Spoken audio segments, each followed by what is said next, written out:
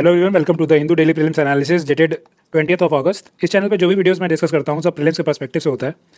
तो down to earth आता है, वाजीराम पॉइंटर्स आता है, इंडियन एक्सप्रेस का एक्सप्लेन सेक्शन आता है और the Hindu. The intent is to keep the videos as short as possible. Mostly 5 से 10 मिनट तक की वीडियोज़ होती हैं और जैसे जैसे वीडियो प्रोग्रेस करती है तो मोस्ट इंपॉर्टेंट टॉपिक्स जो होते हैं वो शुरू में होते हैं और लीस्ट इंपॉर्टेंट टॉपिक्स जो होते हैं वो बाद में होते हैं। ऑल्सो इफ़ यू फील कि मैंने कोई आर्टिकल छोड़ दिया था हिंदू का, तो या तो मैंने उसे पहले ही किसी वीडियो में डिटेल में डिस्कस कर रखा है और उसमें कोई नया डेवलपमेंट नहीं हुआ है, या तो वो इंपॉर्टेंट नहीं है प्रीलिम्स के लिए। अदरवाइज बाकी सारे आर्टिकल डिस्कस होते हैं और सारे आर्टिकल प्रीलिम्स के पर्सपेक्टिव से ही डिस्कस होंगे। तो पहला आर्टिकल देखते हैं। अब देखो, हनी बीज जो होती हैं ये दो तरीके के डांस परफॉर्म करती हैं। एक तो सर्कुलर मोशन में, सर्कल में एक, और दूसरा जो है वैगल डांस है। वैगल डांस जो इस तरीके का कुछ है, ठीक है। तो ये वैगल डांस क्या इंडिकेट करता है कि direction and distance of food कितना दूर है। ये ऑलरेडी वैगल डांस प्रीलिम्स में आ चुका है। तो हमें क्या पता चलता है कि ऐसी चीज़ें, जो चीज़ बहुत यूनिक है किसी स्पीशीज़ के लिए ना, वो इंपॉर्टेंट हो जाती हैं। कोई यूनिक बिहेवियर हमारे लिए, ठीक है। बाकी इस आर्टिकल में क्या था वो काम का नहीं है। अब ये आर्टिकल जो है ये बात करता है बनी ग्रासलैंड्स के रेस्टोरेशन के बारे में, क्योंकि इनका जो ओरिजिनल साइज़ था वो डिक्रीज़ हो गया है। और ग्रासलैंड्स कैसे हेल्प करते हैं? देखो, ग्रासलैंड जो होता है कार्बन सिक्वेस्ट्रेशन में हेल्प करता है, यूनिक स्पीशीज़ को सपोर्ट करता है, ठीक है। इंडिया का कितना परसेंट है grasslands? 24% of the total area जो है वो ग्रासलैंड एरिया है। ऑल्सो ये आर्टिकल जो बात करता है कि ये सपोर्ट करता है ग्रेट इंडियन वेस्टर्न को, जो कि हमारी स्टेट बर्ड है राजस्थान की। ये सिर्फ गुजरात और राजस्थान में ही नहीं मिलती है, ये इवन अदर एरियाज़ में मिलती है। जैसे कर्नाटक में भी थोड़ा पॉपुलेशन है इसकी, महाराष्ट्र में भी है। और ये क्रिटिकली एंडेंजर्ड है, शेड्यूल 1 में आती है WPA एक्ट के, ठीक है। अपेंडिक्स 1 में आती है साइट्स के। एक और बर्ड स्पीशीज़ है जो दिया हुआ है आर्टिकल में, बंगाल फ्लोरिकन, ठीक है। ये भी जैसा इसका स्टेटस था सिमिलर स्टेटस इसका भी है, क्रिटिकली एंडेंजर्ड है, साइट्स में 1 में आती है, WPA में शेड्यूल 1 में आती है। अब इसका रीजन कौन सा है जिस एरिया में रहती है? तराई रीजन जो यूपी का हो गया, असम में भी मिलती है, अरुणाचल प्रदेश में भी मिलती है, ठीक है। अब जरा मैप से बन्नी ग्रासलैंड डिस्कस कर लेते हैं।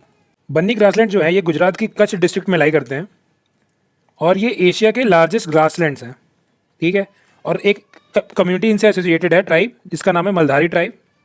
और इस एरिया के अंदर आता है हमारा चारी डांड कंजर्वेशन रिजर्व और Kutch desert wildlife sanctuary. अब इसका नाम किस पे पड़ा है? बन्नी बफेलो पे पड़ा है, जिसको सिंधी बफेलो भी बोलते हैं। और एक कैटल जो कि प्रीलिम्स में आ चुकी थी, कांकरेज कैटल, वो भी इससे एसोसिएटेड है। और ये बना कैसे था? ये इंडस और उसकी ट्रिब्यूटरीज ने यहाँ पे सेडिमेंट डिपॉजिट किए थे, इसलिए बना था। और ये फेमस है, यहाँ पे वेटलैंड्स प्लस ग्रासलैंड दोनों को एग्जिस्ट करते हैं। तो इंडिया का एक थर्मल पावर प्लांट है जिसका नाम है गोदा। ये कहाँ पे है? झारखंड में है।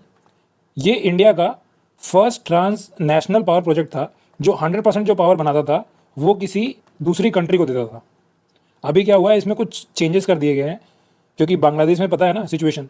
तो अब बोल दिया गया है कि इवन अगर ये चाहे तो अगर वहाँ के लोग पेमेंट नहीं कर रहे हैं तो ये डोमेस्टिक यूज़र्स को भी सप्लाई कर सकता है, ठीक है। मिनिस्ट्री ऑफ पावर ने चेंजेस किए हैं। और एक इशू और था इसके साथ कि ये जो था कोल इंपोर्ट करके from Carmichael mine in Australia power supply करता था, ये एक कंसर्न था।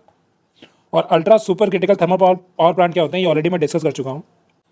अब देखो, मैं ऐसा नहीं करूँगा कभी भी कि जो ये जनवरी वगैरह है उसमें फिर मैं शुरू कर दूँ कि टॉप 10 MCQs या फिर इतना पढ़ लो और एग्ज़ाम हो जाएगा। I believe in consistent work, ठीक है। रोज़ पढ़ेंगे, थोड़ा थोड़ा पढ़ेंगे और उसी को रिवाइज़ करेंगे, ठीक है। अलग से फिर ये वीडियोस नहीं आएंगी कि एक महा वीडियो आ गई या समथिंग ऐसे, महा मैराथन। तो यही वीडियोस हैं जो हैं, इनको रिवाइज़ करते रहो टाइम टू टाइम, बहुत हेल्प होगी, ट्रस्ट में। ये डायरेक्ट मैप से डिस्कस करते हैं। तो कभी कभी ये होता है कि साउथ चाइना सी का जो एक्सटेंट है यही नहीं पता चलता है।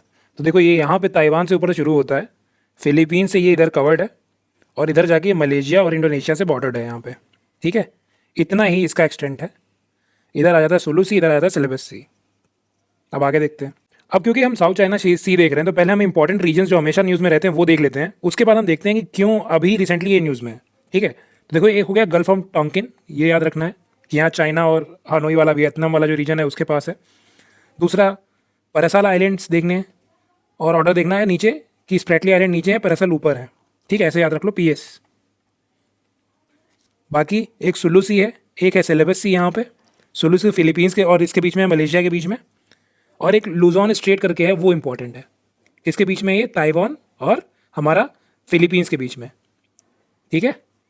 अब ये रीजन जो है ये न्यूज़ में क्यों है, क्योंकि स्प्रैटली आइलैंड में एक सबीना सोल करके एक रीफ है, ये रही हमारी सबीना सोल जो कि स्प्रैटली आइलैंड्स के अंदर आती है। यहाँ पे क्या हो गया है, शिप्स कोलाइड हो गई हैं चाइना की और फिलीपींस की, क्योंकि दोनों ही क्लेम करते हैं इस रीजन में, ठीक है। और रिलेटेड टर्म याद रखना है तो एक 9 डैश लाइन याद रख लो, ठीक है। ये भी एक बोन ऑफ कंटेंशन है। चाइना बेसिकली कहता है कि ये जो 9 डैश लाइन है यहाँ तक मेरा एक्सक्लूसिव इकोनॉमिक जोन है। अब देखो इस आर्टिकल की मेंस और प्रीलिम्स दोनों की सिग्निफिकेंस है। अब कैसे, मेंस में इसे एक इनोवेटिव एग्जांपल के तौर पे यूज़ कर सकते हैं कि जैसे जो नोमैड्स हैं जो कि ऐसे डिस्प्यूटेड एरियाज़ में रहते हैं, जैसे इस केस में डेमचुक सेक्टर में, उनका एक्सेस जो होता है ग्रेजिंग एरियाज़ का वो लॉस हो जाता है, तो उनके एनिमल्स जो हैं वो स्ट्रे हो जाते हैं, कभी कभी इस साइड कभी कभी उस साइड, ठीक है। ये हो गया मेंस का एस्पेक्ट। और प्रीलिम्स का एस्पेक्ट देखते हैं, मैप से डिस्कस करते हैं। अब ऐसी प्लेसेस जो ऑफन न्यूज़ में रहती हैं रिगार्डिंग इंडो चाइना डिस्प्यूट, उसमें हो गया एक तो डेमचौक सेक्टर, यहाँ पे 4 डिंगला पास भी है, 4 डिंगला पास, ठीक है। और दूसरा पैंगोंग तसो, hot spring, Daulat Beg Oldi, Galwan valley, और लाइन कौन सी है, लाइन ऑफ एक्चुअल कंट्रोल, ठीक है। एक दो प्रीलिम्स का क्वेश्चन था कि अक्साई चीन जो है वो लद्दाख के किस साइड लाई करता है। अब देखो ये ईस्ट साइड पे लाई करता है, ठीक है। और मोस्टली ये कंट्रोल में किसके है, चाइना के। अब यमन में देखो ऑलरेडी ये न्यूज़ में रहता है कई रीजंस की वजह से, तो मैप से डिस्कस करते हैं। अब देखो यमन न्यूज़ में क्यों है, क्योंकि यहाँ पे लार्ज स्केल फ्लड्स आ गए हैं। Even horn of Africa reason में भी बहुत इस फ्लड्स के इशू है, ठीक है। बहुत हैवी रेनफॉल हुई है इन रीजन में। और यमन जो है ये सिविल वॉर से भी बहुत जूझ रहा है। और 2 मिलिटेंट ग्रुप जो फेमस है इसमें कौन कौन से, एक हाउतीज़ है, ये टाइम एंड टाइम मैंने बताया है, और दूसरा कौन सा है, एक सादी करके ग्रुप है। बाकी मैप में क्या है, gulf of Aden, Babal Mandeb, red सी, ठीक है। और सुकोत्रा आइलैंड, ये किसका पार्ट है, ये यमन का पार्ट है, बट जियोग्राफिकली ये किस में आते हैं, अफ्रीका में आते हैं, ठीक है। और इसकी कैपिटल क्या है, इसकी कैपिटल है सना। बाकी एक रूबल खाली डेजर्ट दिया है सऊदी अरेबिया का, वो भी देख लो। ऑपरेशन पराक्रम किससे रिलेटेड है, ये रिलेटेड है 2001 के जो पार्लियामेंट अटैक हुए थे उसके रिस्पांस में इंडिया ने क्या किया था, मोबिलाइज कर दिए थे ट्रूप्स बॉर्डर पे। और ये बहुत ज़्यादा हैवी मोबिलाइजेशन हुआ था ट्रूप्स का, बट वॉर कभी हुआ नहीं एक्चुअल में, ठीक है। तो ये है। आर्टिकल समझने से पहले ये समझते हैं कि अल्टरनेटिव इन्वेस्टमेंट फंड होता क्या है।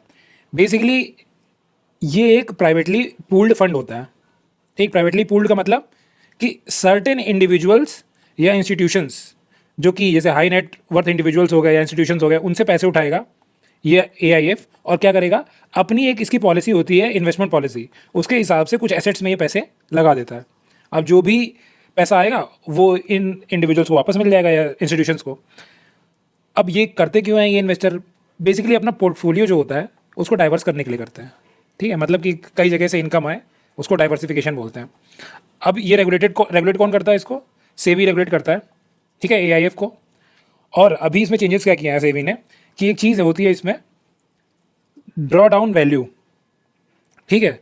ड्रॉ डाउन वैल्यू का मतलब क्या हुआ कि इन्वेस्टर से जो पैसा उठाया जाता है फॉर इन्वेस्टमेंट उसको बोलते हैं ड्रॉ डाउन वैल्यू। अब सेबी ने बोल दिया है कि कैटेगरी 1 और 2 जो है AIF की बेसिकली 3 कैटेगरी होती है, 1, 2 एंड 3। क्या होती है, कैसे होती है, वो समझना जरूरी नहीं है, पर इतना जान लो कि 3 कैटेगरीज हैं, उसमें से 2 कैटेगरीज को इन्होंने कह दिया है कि आप बारो कर सकते हो टेम्परेरली फॉर ऑपरेशनल फ्लेक्सिबिलिटी। कितना amount, 20% of the draw down amount, या फिर 10% ऑफ इन्वेस्टेबल फंड्स। परसेंटेज याद रहे ना रहे, ड्रॉ डाउन वैल्यू याद होना चाहिए कि ये टर्म रिलेटेड है हमारा AIF से, ठीक है। उसका 20% बोरो कर सकती है और 30 दिन में एक ही बार बोरो कर सकते हो, उसके बाद अगली बार आपको बोरो करना पड़ता है। इसको बोलते हैं कूलिंग ऑफ पीरियड। और एक और टर्म अगर याद रखना है तो याद रख लो कि लार्ज वैल्यू फंड्स जो होते हैं ये भी रिलेटेड है AIF से। क्या होते हैं ये समझने की जरूरत नहीं है, ठीक है। अब बोरोइंग की कॉस्ट कौन बियर करेगा, मतलब हमने जो मान लो पैसा उठाया है क्रेडिट पे, उसकी कॉस्ट कौन बियर करेगा, ऐसे इंडिविजुअल्स जिनकी वजह से शॉर्टफॉल हो गया है हमारा ड्रॉ डाउन वैल्यू में। मतलब जो पैसे इन्वेस्ट करने थे, अगर मान लो उसमें कुछ टेम्प्रेरी शॉर्टफॉल आ गया है, कुछ पैसे कम पड़ रहे हैं कुछ इंडिविजुअल्स की वजह से, तो अब उसकी वजह से इसको बोरो करना पड़ा है। तो इस बोरोइंग की जो कॉस्ट है वो कौन देगा, वही इंडिविजुअल्स देंगे जिनकी वजह से पैसे कम पड़े थे, ठीक है। ऐसे ब्रॉडली समझ लो, ज़्यादा टेक्निकलिटीज़ में नहीं जाना। Though I wanted to discuss lateral entry, but अभी क्या हुआ है कि इसका जो नोटिफिकेशन UPSC ने किया था वो अब उसने वापस ले लिया है, ठीक है। तो अभी हम इसको डिस्कस नहीं कर रहे हैं, वैसे भी ये मेंस का टॉपिक है, ठीक है। प्रीलिम्स में इतना काम का नहीं है, कुछ नया नहीं है यहाँ पे। बेस इफेक्ट दिया हुआ है, ऑलरेडी मैंने डिस्कस किया हुआ है, ठीक है।